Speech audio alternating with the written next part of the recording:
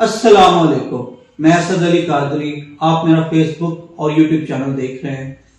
جیسا کہ آپ کو پتا ہے کہ پاکستان کے اندر حلقے کی سیاست بہت زور و شور پہ چل رہی ہے، اور ایسے میں اپنے حلقے کے بارے میں ذکر نہ کیا جائے تو یہ تو میرے خیال میں زیادتی ہوگی، لیکن اس سے پہلے میں یہ بتانا چاہوں گا کہ حلقہ ہوتا کیا ہے۔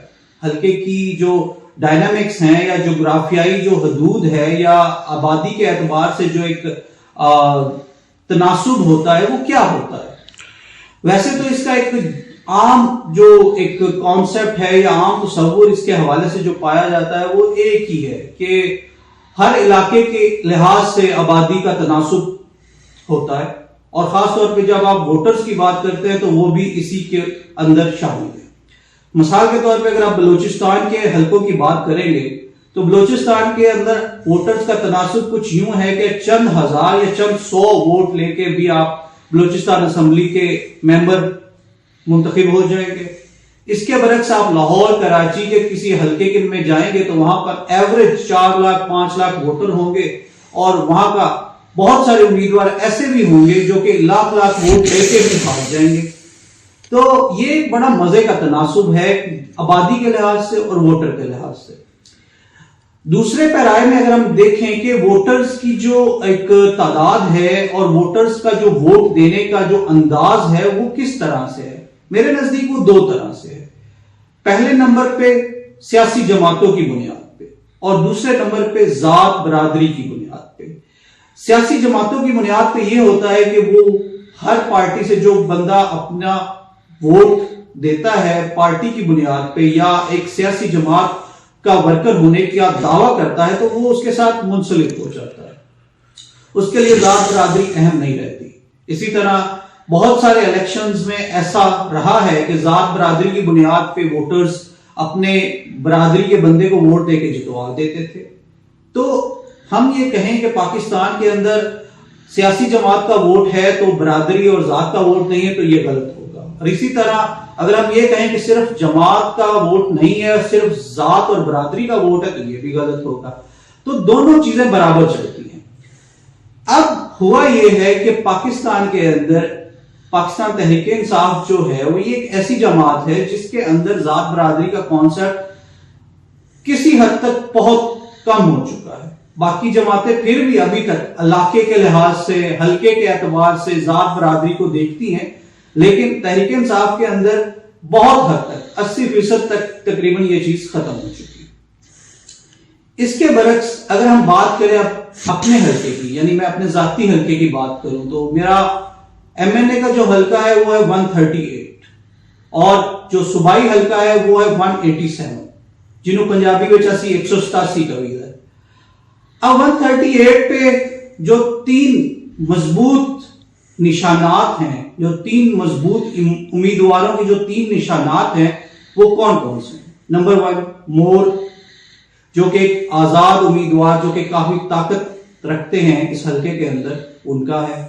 دوسرے اعتبار سے تحریک انصاف کے حمایت یافتہ امیدوار جن کا انتخابی نشان ڈیسک یعنی کہ بینچ جس کے ہم کہتے ہیں۔ تیسرے نمبر پر ایک سیاسی جماعت کا نشان ہے جسے ہم شیر یا شیر کے نام سے جانتے ہیں۔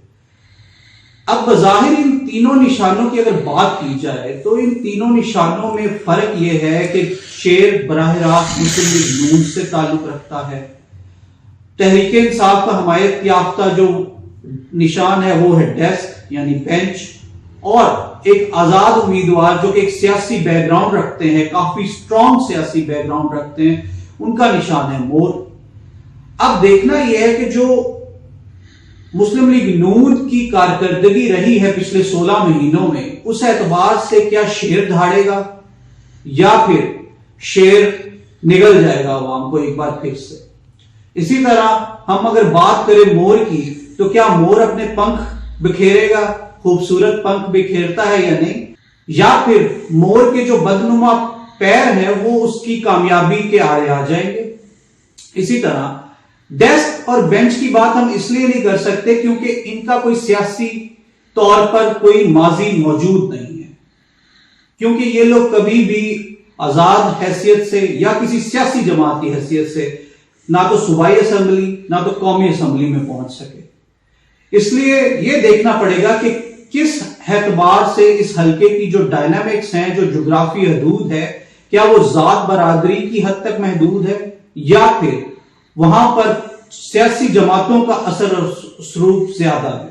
اسی طرح اگر ہم دوسرے لحاظ سے دیکھیں تو بظاہر ہمارے ریلیجیسلی جو ایک ٹیچنگز ہیں اس کے مطابق یہ بھی کہا گیا ہے کہ جو بندہ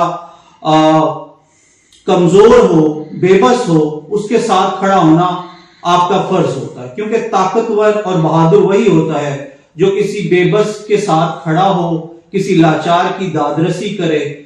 لیکن اس کے برعکس آپ یہ دیکھیں کہ پاکستان تحریک انصاف کے ساتھ جتنی ریاستی جبر اور بربریت کا مظاہرہ کیا جا رہا ہے، اس کے بعد میرا نہیں خیال کہ کوئی بھی سیاسی جماعت یہ کہے گی کہ بھئی ہمارے ساتھ ایسا ہوا تھا. اب لوگ کہیں یہ کہیں گے کہ 2018 میں مسلم لیگ نون کے ساتھ ایسا ہوا اور فلاں ہوا، لیکن اس کے برعکس آپ آج کے حالات دیکھیں اور 2018 کے حالات دیکھیں تو صرف دو چیزیں آپ مد نظر رکھیں کہ کیا 2018 میں مسلم لیگ نون والوں کو انتخابی نشان سے محروم کر دیا گیا تھا؟ کیا اس لیول تک ایم پی اور ایم این اے کے لیول تک ان کو روکا جا رہا تھا؟ ایسا ہرگز نہیں تھا.